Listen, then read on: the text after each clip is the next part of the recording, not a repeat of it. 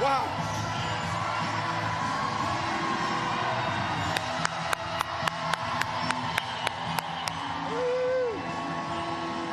Wow. Wow.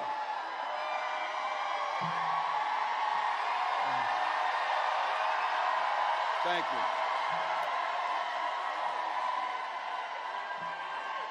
A big thank you to Adam. I think we can all agree our future's pretty bright. Thank you, Adam. And hello, Michigan. You know, we Minnesotans, you probably know in this, we're a stoic people of few words. But holy hell, can you throw a party here in Michigan? So, wow. I want to take a moment to acknowledge a few friends, folks that I've gotten to know, and let's be very clear. This is someone who I consider my dearest friend, and someone who taught all the other governors how to fix the damn roads. Governor Whitmer.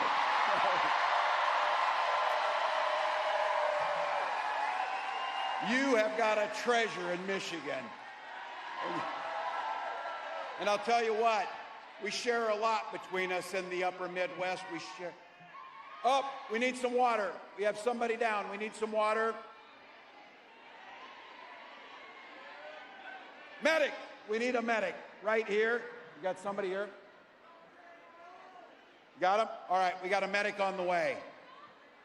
Thank you for caring for your neighbors. Thank you for showing what Michigan does.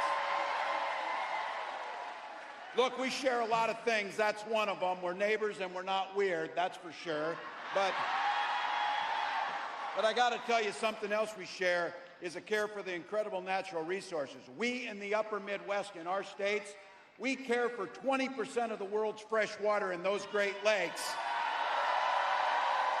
And the Great Lakes have no better friend than your Senator Stabenow.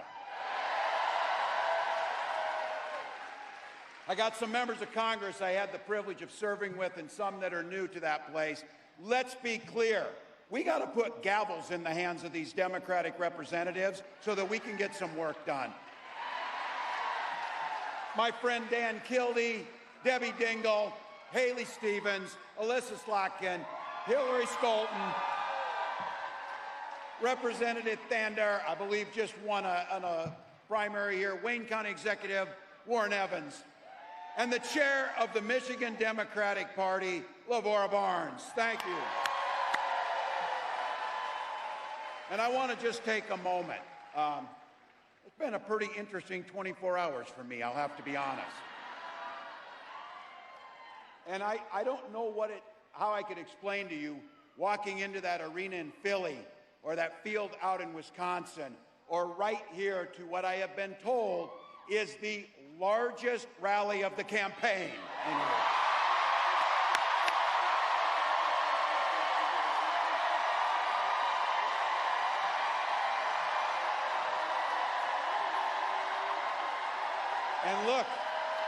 And look, this is a place full of working folks, students, folks who care. And I think about this. You came out here early, found a place to park, stood in the sun, sat here and wait, and you did it.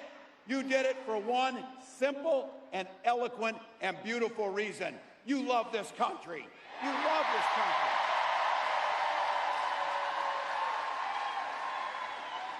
I couldn't be prouder to be on this ticket and to help make Kamala Harris the next president of the United States.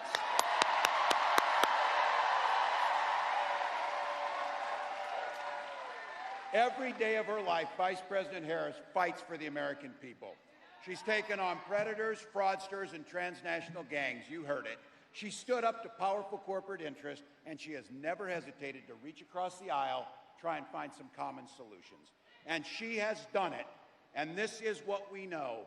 All the things that make me mad about those other guys and all the things they do wrong, the one thing that I will not forgive them for is they try to steal the joy from this country. They try and steal the joy. But you know what? You know what? Our next president brings the joy. She emanates the joy.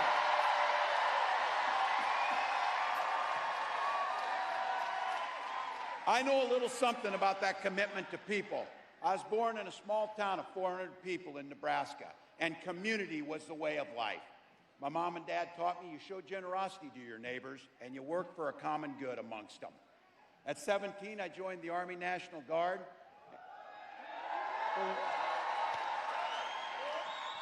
And for the next 24 years, it was a privilege to wear the uniform of this country. And just as it did for my dad, a Korean War era veteran, and millions of others, I used the GI Bill to get a college education. Followed a bit in my dad's footsteps. He was a teacher.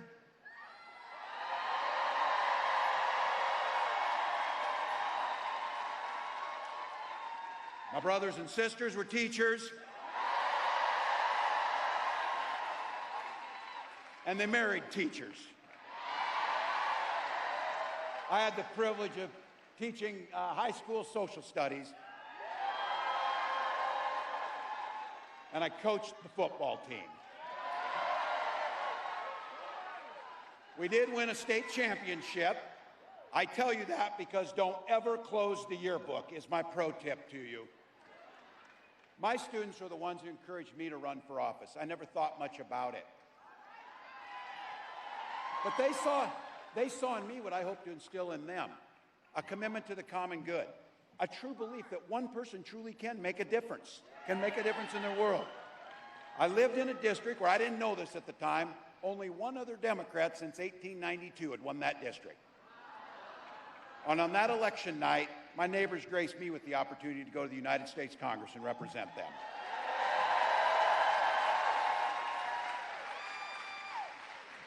I learned how to compromise without compromising my values. I learned how to work across the aisle to get good things done for people. And now as governor of Minnesota, I bring those experiences together so we can tackle some of those hard problems, inequities, climate change, all of the things that we care about. Now, we got a lot of shared values in this room. By the way, is labor in the room?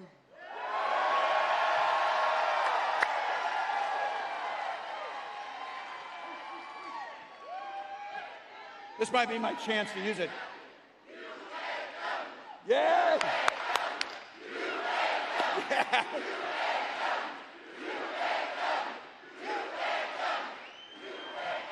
We know who built the middle class, but here's the deal. What we know is Donald Trump, he sees the world a bit differently than we see the world. And I've been saying it. He doesn't know the first thing about service because he's way too busy serving himself. This is a big difference.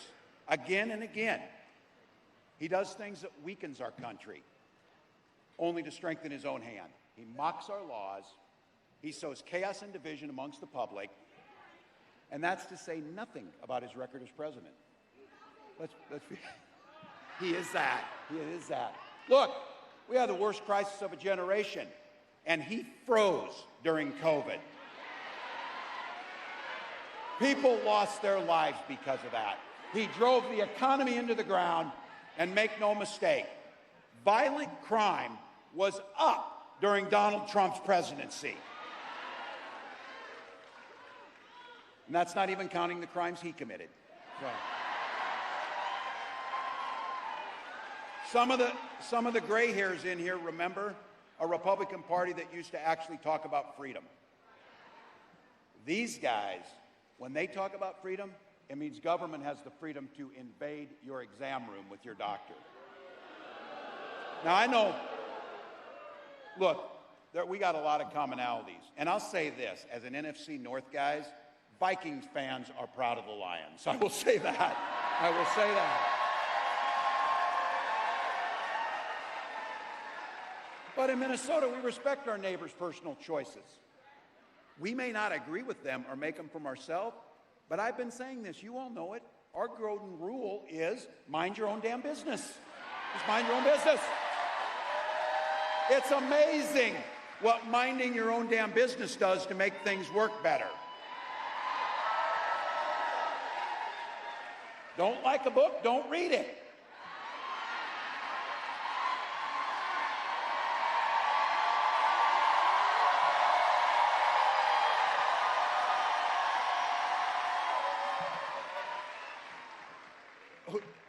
Is there anybody in America sitting around in a bar, a bunch of people talking and say, you know what we need in this country?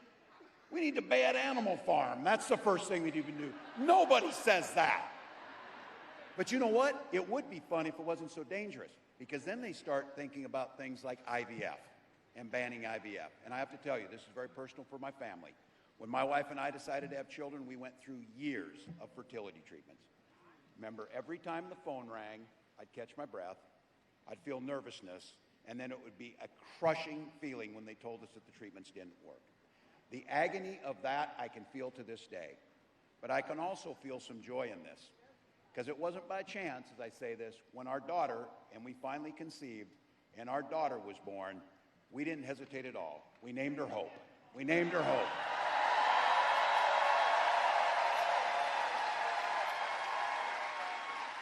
But I do have to tell you something about hope. My wife always tells me this. It's not a damn plan. We can't hope we beat this guy. We can't hope that things get better. We go out and work our butts off to make sure it happens.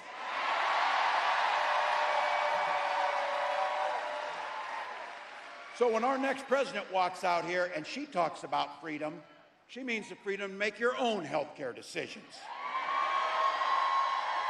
And when she comes out here and talks about that our children should be free to go to school without being shot dead in their classrooms. Look, we believe strongly in Minnesota in the Second Amendment, just like you do. But we also believe strongly in common sense gun violence prevention laws.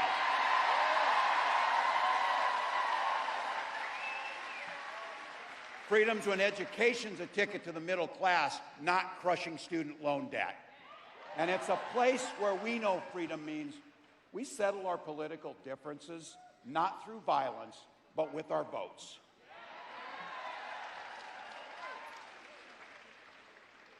You get it. You drove out here. You stood here. Yeah.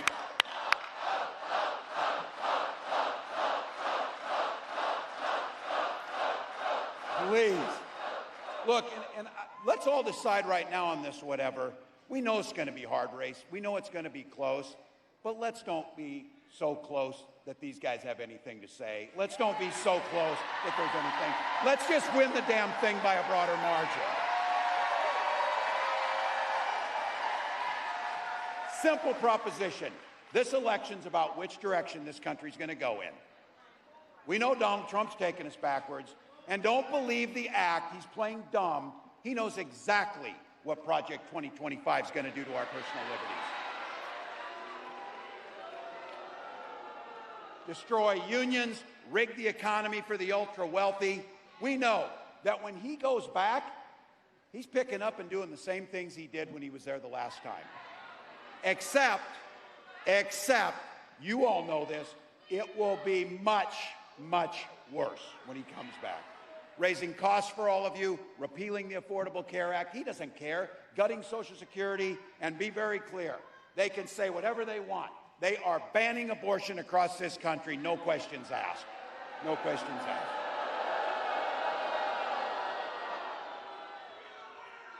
asked. Yeah, you think this guy cares about you or your family? His running mate has the same dangerous and backward agenda as Trump. Well, heck, you all know it. Every regular person in the heartland went to Yale, had Silicon Valley billionaires fund his career, and then he writes a book trashing the very community that raised him. That whole thing is, I wasn't calling anybody names. I was just making an observation about them. We can see it. And here's my thing. There's a lot of things going to happen, by the way. We got about 91 days, and I keep telling people this, 91 days. My God, you can do anything for 91 days. 90. Christ, I haven't slept in 24 hours. You know why? We'll sleep when we're dead. We'll sleep when we're dead. Get it done.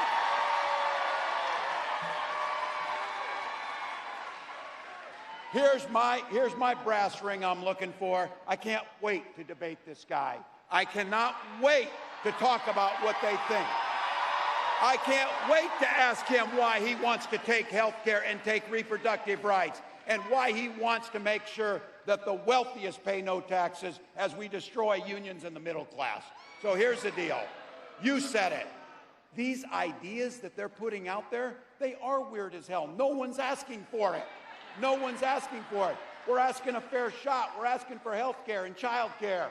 We're asking for an education. We're asking for safety in our streets. That's what we're asking for.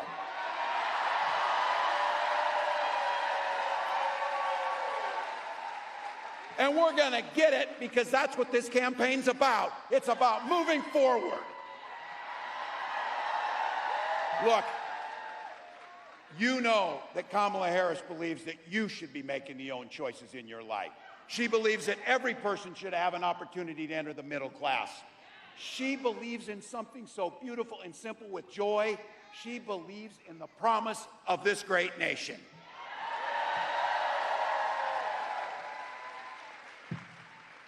Look, she can take care of herself out front, and she said it. If they want to talk smack, she said it. Say it to my face, damn it. Say it to my face.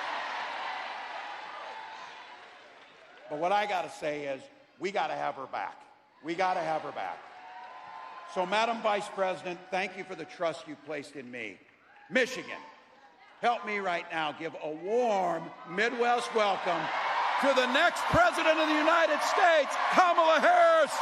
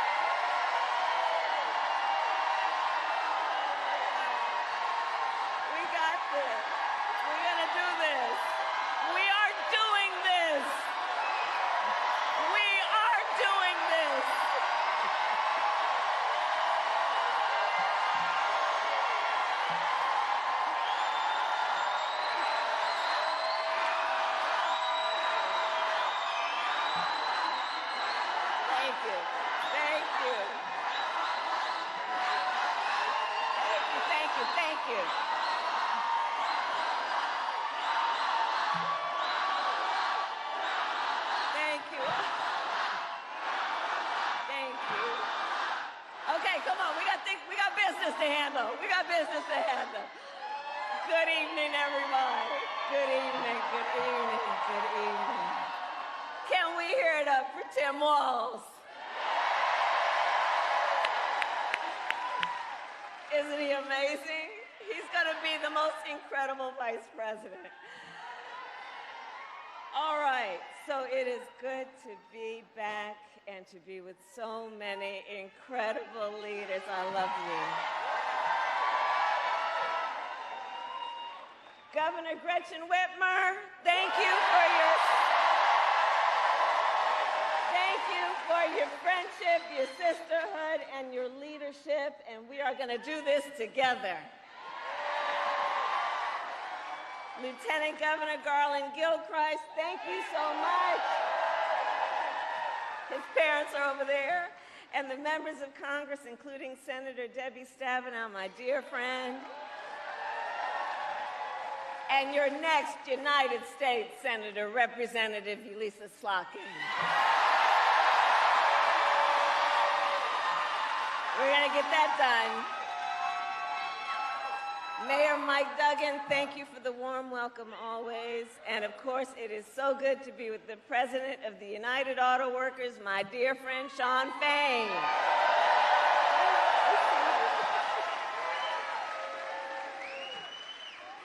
And last week, it was my honor, it feels like last year. Last week, it was my great honor to accept the endorsement of the United Auto Workers.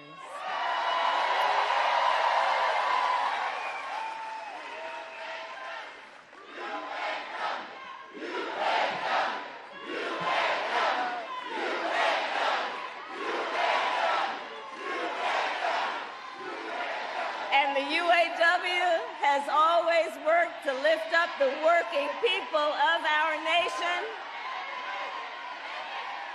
Do we need some help over there? We need a medic over there, please. There should be medics in each corner. We're good? Okay. All right. Look, let's all take care of each other and look out for each other, all right? That's who we are. We look out for each other. Okay. So, as I said to Shawn, as I talked to Shawn about this election is going to be a fight. We like a good fight. When you know what you stand for, you know what to fight for. We know what we stand for.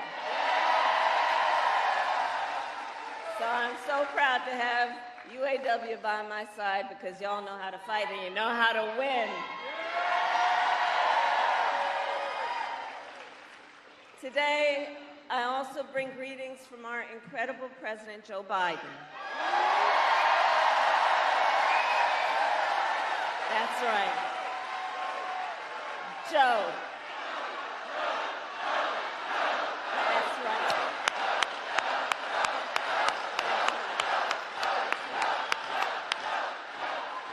And I know we are all deeply, deeply grateful to Joe for his lifetime of service to our nation. And we thank you, Joe Biden, each and every day for all you are and all you still have yet to do.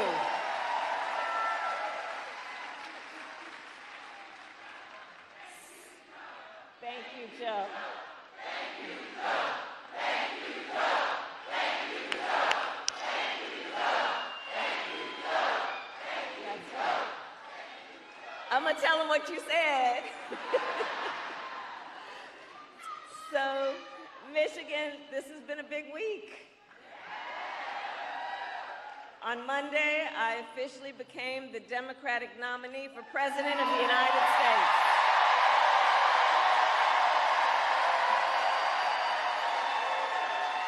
And yesterday, I announced my running mate in this campaign, Governor Tim Walz. And as you just heard, he has an incredible record as governor of the great state of Minnesota. And to those who know him best, some people are just getting to know him, but I'm going to tell you, you got to know him real quick because he's incredible. He's a serious, serious man. He has been a serious leader, and he loves our country. And, you know, I've talked to some of the people who know him best, like his wife, Gwen. And to Gwen, Tim Walz's husband. To his kids, Hope and Gus, he is Dad. To his fellow veterans, he is Sergeant Major Walz. To the people of southern Minnesota for 12 years, he was a congressman. To his former high school students, he is Mr. Walz. And to his former high school football players, he was Coach. And in 90 days, the nation will know Coach Walz by the title Vice President of the United States. That's right. So it is so good to be back in Michigan. And listen, I am clear, the path to the White House runs right through this state. And with your help, we will win in November. We will win. And I know we are all clear about what we are up against. As many of you know, before I was elected vice president, before I was elected as a United States Senator, I was elected Attorney General, and before that, elected District Attorney, and before that, I was a courtroom prosecutor.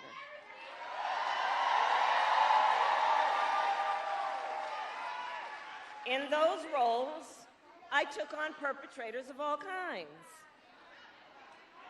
Predators who abused women, fraudsters who ripped off consumers, scammers who broke the rules for personal gain. So hear me, Detroit, when I say, I know Donald Trump's type. I've been dealing with them my whole career. For example, as Attorney General of California, I took on one of the country's largest for-profit colleges that scammed students. Well, Donald Trump ran a for-profit college that scammed students. You remember that?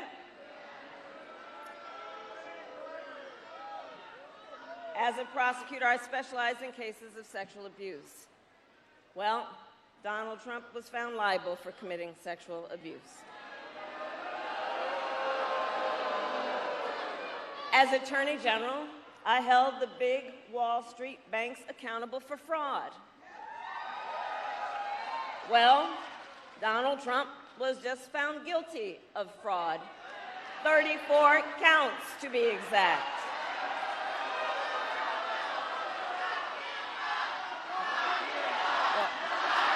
Hold on. You know what? Here, hold on. Here's the thing. The courts are going to handle that. We're going to beat them in November. Okay? We'll beat them in November. We'll handle that. But all that to say, in this campaign, I proudly put my record against his any day of the week.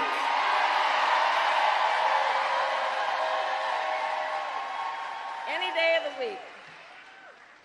But make no mistake, our campaign, this campaign, is not just about us versus Donald Trump. It's bigger than that. It is about two very different visions for the future of our nation. One, ours, focused on the future, and the other, focused on the past. And Michigan, we here fight for the future. We fight for the future. We fight for a future where every worker has the freedom to join a union, where every senior can retire with dignity, a future with affordable housing, affordable child care, affordable health care, and paid leave. A future where we build a broad-based economy where every American has an opportunity to own a home, to start a business, and to build wealth.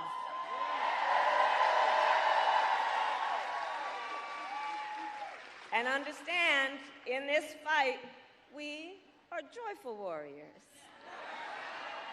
Because while fighting for a brighter future may take hard work, we all here know hard work is good work. Hard work is good work. We believe in a future where we lower the cost of living for America's families, so they have a chance, not just to get by, but to get ahead. Because look, while our economy is doing well by many measures, prices for everyday things like groceries are still too high. You know it and I know it. When I was Attorney General, I went after price-fixing schemes. And when I am president, it will be my day one priority to fight to bring down prices, to take on the big corporations that engage in illegal price gouging, take on corporate landlords that unfairly raise rents on working families, to take on big pharma and cap the cost of prescription drugs for all Americans. That is the work we will do together. And all of this to say, unlike Donald Trump, I will always put the middle class and working families first. Because Coach Walz and I know the middle class built this great country of ours, and when the middle class is strong, America is strong.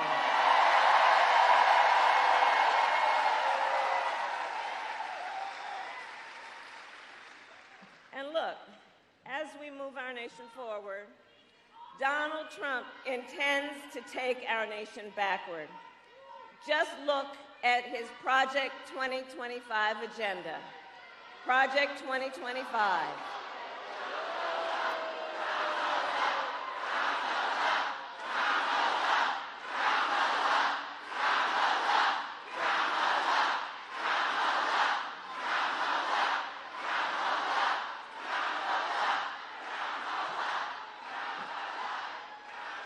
And please do check out Project 2025.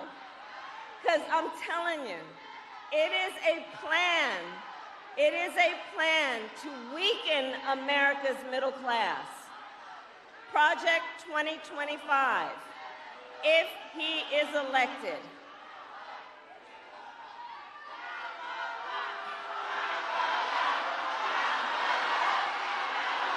It's all good.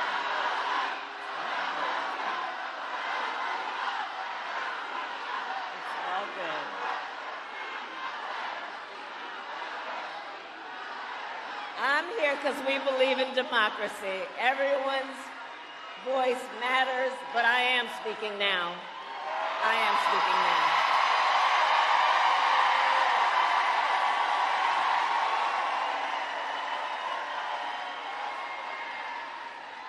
So Project 2025.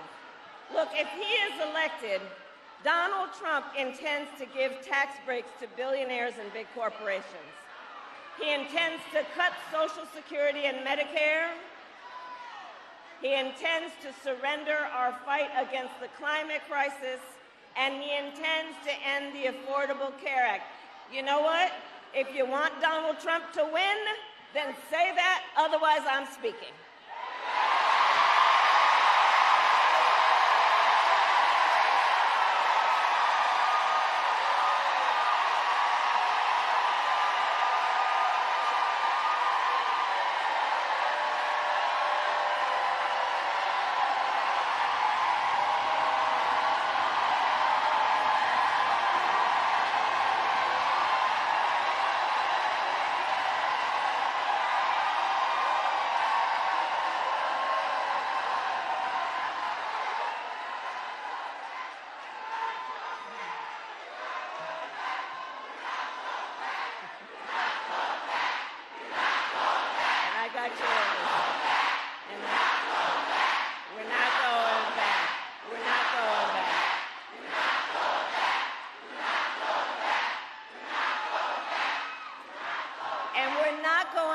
Because we know what that would look like. And again, understand, Donald Trump intends to end the Affordable Care Act and take us back to a time when insurance companies had the power to deny people with pre-existing conditions. We all remember what that looked like. And we're not going back. We're not going back. Our fight is a fight for the future, and it is a fight for freedom.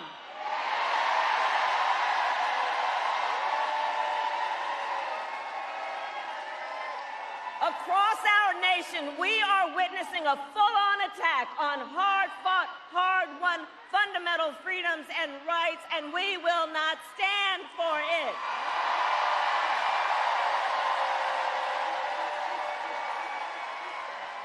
Attacks on the freedom to vote, attacks on the freedom to be safe from gun violence, the freedom to breathe clean air and drink clean water, the freedom to love who you love openly and with pride. to make decisions about her own body and not have her government tell her what to do.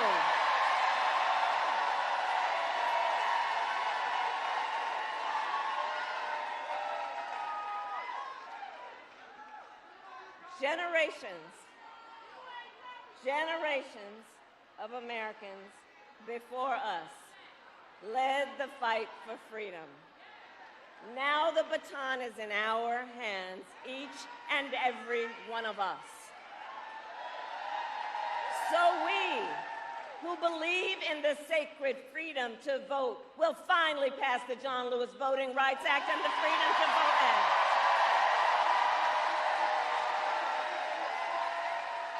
We who believe in the freedom to live safe from gun violence will finally pass an assault weapons ban, universal background checks, and red flag laws.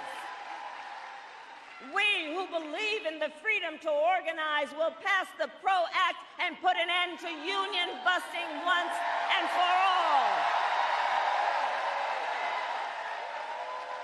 And we who believe in reproductive freedom will fight for a woman's right to choose. Remembering what Donald Trump did to pick 3 members of the United States Supreme Court with the intention that they would take away this freedom, and they did as he intended. We who are paying attention to the fact that now over 20 states in our country have a Trump abortion ban, many with no exceptions, even for rape and incest. And we all know if he wins, he would sign a national abortion ban to outlaw abortion in every state, and that would include the great state of Michigan. But we're not going back.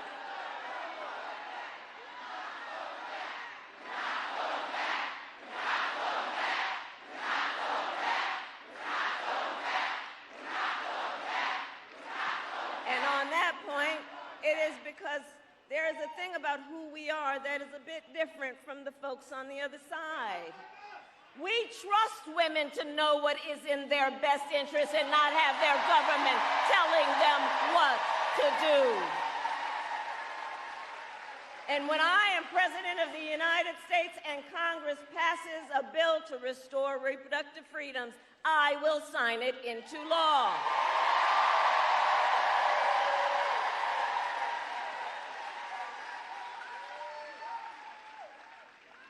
So Michigan, here's the thing.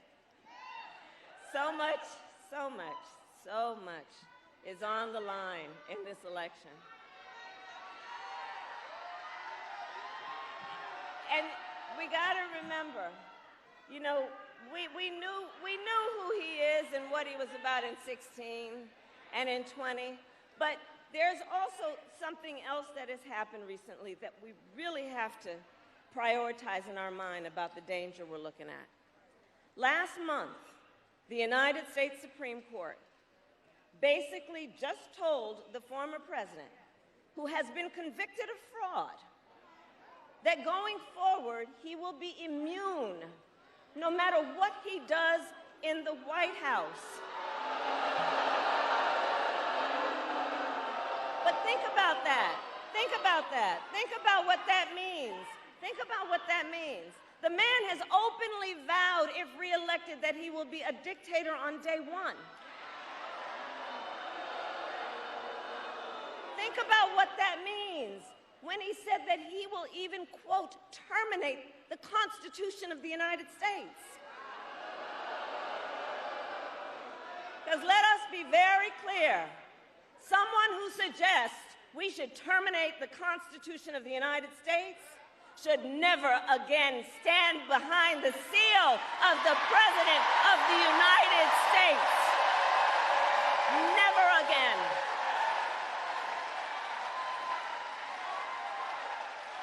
Vote. Vote. Vote.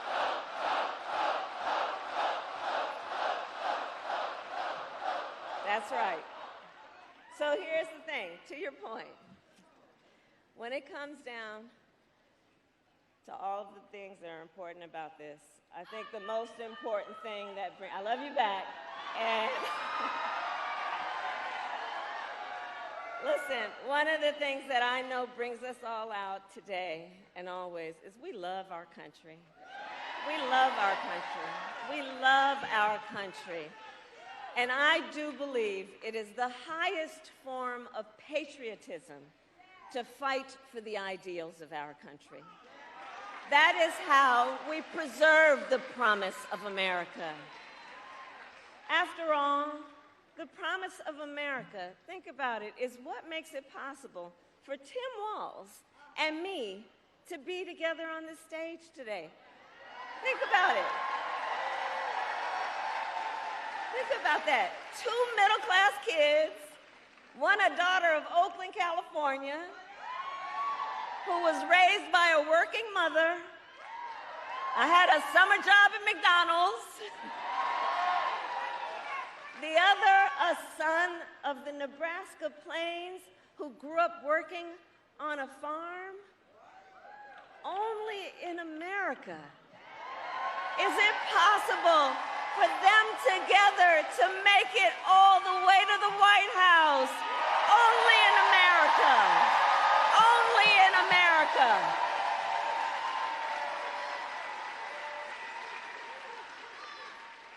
So we are running this campaign on behalf of all Americans, from red states to blue states, from the heartland to the coast.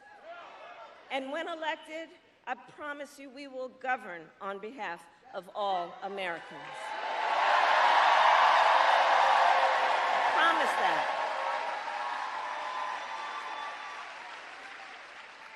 So I'll close with this. Michigan, ultimately, in this election, we each face a question. We each face a question. What kind of country do we want to live in? A country of freedom, compassion, and rule of law, or a country of chaos, fear, and hate? And the beauty of our democracy, we each have the power to answer that question. We each have the power to answer that question. The power is with the people.